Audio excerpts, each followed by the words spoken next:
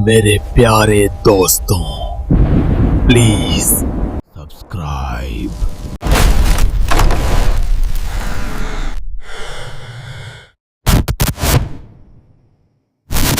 राजा साहब haunted palace.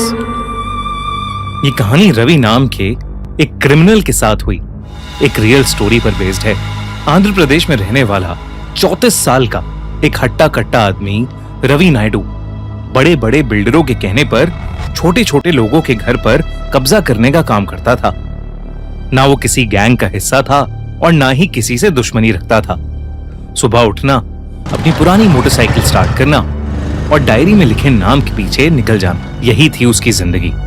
उस दिन शाम को जब वो अपनी डायरी देख रहा था तो उसको एक कंस्ट्रक्शन कंपनी से मैसेज आया। ये मैसेज एक बहुत बड़े बिल्डर का था जिसे पास के एक छोटे से शहर के सबसे बड़े राजमहल पर कब्जा करना था। वो बिल्डर इस काम के लिए मुंह मांगी कीमत दे सकता था। रवि को लगा कि उसके लिए ये एक लॉटरी जैसा है और अगर उसने वो राजा महल खाली करवा दिया तो उसे फिर से ये छोटे छोटे कब्जे का काम करने की कोई जरूरत नहीं होगी।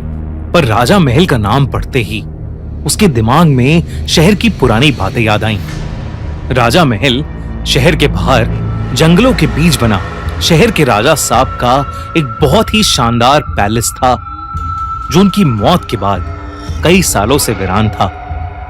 लोग कहते हैं कि उस महल का असली राजा बहुत बुरी तरह मारा गया और आज भी उसकी आत्मा वहां अपने बदले के लिए भटक रही है।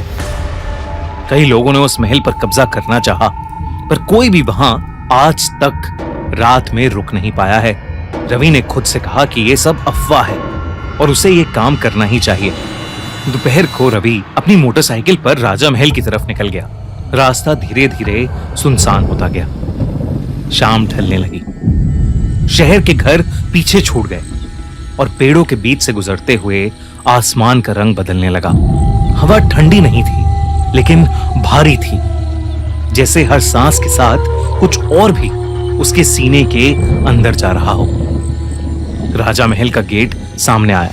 लोहे का बड़ा सा गेट आधा झुक चुका था, उस पर जंख जम चुकी थी और पेड़ की बेलों ने उसे पूरी तरह से जकड़ रखा था। रवि ने मोटरसाइकिल बंद की। जैसे ही इंजन की आवाज खत्म हुई, आसपास की सारी आवाजें भी जैसे दब सी गईं।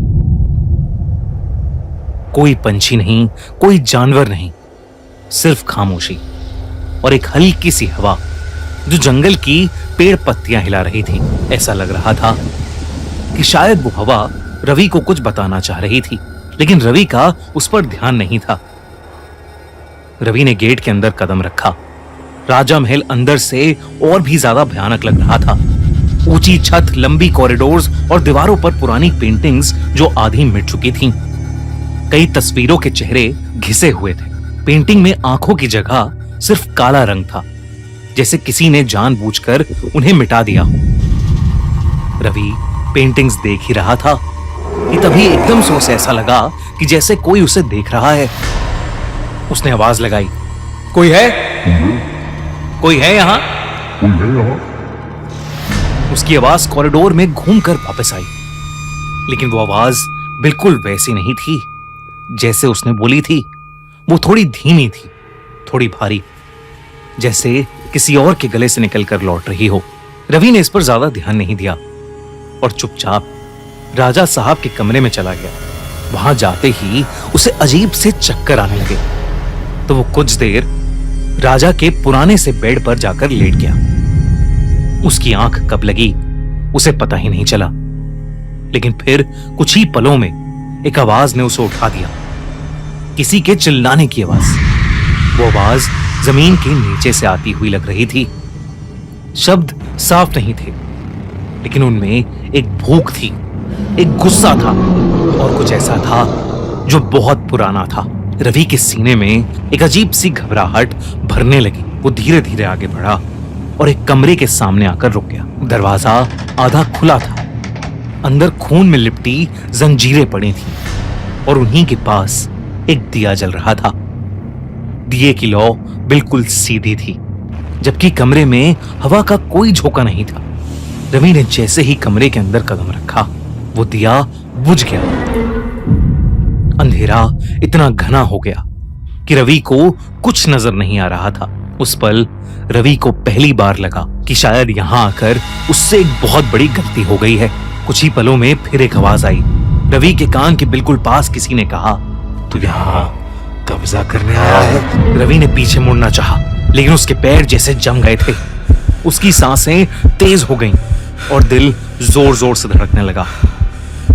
अंधेरे में धीरे धीरे एक अजीब सी चीज उभरी।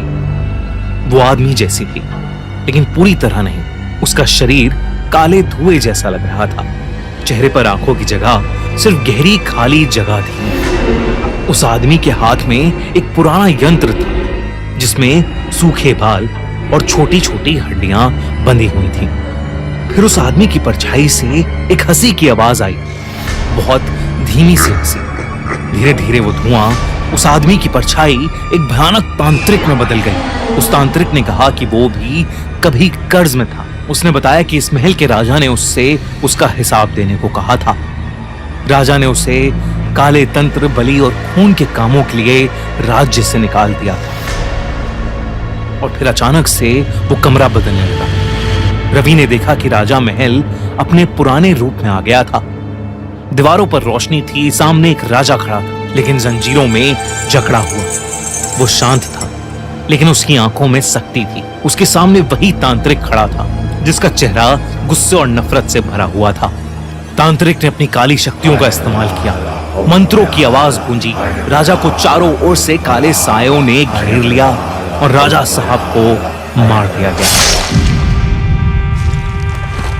खून जमीन पर गिरा, बलि पूरी हुई। ये सब देखकर रवि का गला चीख से भर गया। तांत्रिक की फिर आवाज आई और उसने कहा, अब रवि की बारी है। तभी रवि की सांसें भारी होने लगीं और उसके सीने में एक अजीब सा दर्द होने लगा। अचानक रवि जमीन से नीचे उठ गया, जैसे वो हवा में तैर रहा हो। उसकी आंखें सफेद पड़ने लगीं और उसे ऐसा लगा कि जैसे कोई उसकी आत्मा उसके शरीर से बाहर खींच रहा है। और तभी एक और आवाज आई। वो आवाज भारी थी, लेकिन शांत थी। राजा साहब की आत्मा रवि के सामने थी। उसका चेहरा खूनी नहीं था, उसमें सिर्फ दुख और कर्तव्य था। राजा ने कहा कि इस घर में और खून नहीं होगा। तांत्रिक चीखा और बोला कि रवि अब उसका शिकार है। तभी अचानक राजा की आकृति बड़ी होती चली गई और तांत्रिक के मंत्रों की आवाज टूटने लगी। दीवारें कांप उठी, अंधेरा जैसे चीखने लगा। तांत्रिक धीरे धीरे घूमने लगा, जैसे उसे कोई जबरदस्ती खींच रहा हो। रवि जमीन पर गिर गया। उस राजा का साया ठीक उसके सामने था। वो साया अब बहुत ज्यादा डरावना लग रहा था। चेहरे पर जैसे हजारों चोटें थीं और आंखें जो अंधेरे जैसी काली पड़ी थीं, खाल जैसे पूरी गल चुकी हो, इतनी कि राजा साहब के शरीर की हड्डियां दिख रही थीं। रवि ने घबराते हुए बोला, राजा साहब, मुझे छोड़ दो राजा साहब। तभी अचानक से उस राजा का साया गुस्से में रवि पर चिल्लाया और उसे वो राजा महल हमेशा हमेशा के लिए छोड़ने के लिए कहा।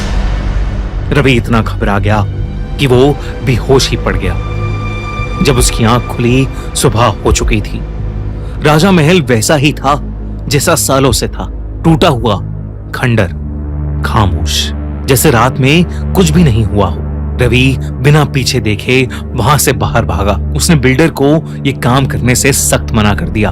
तब से वो राजा महल आज भी खाली है।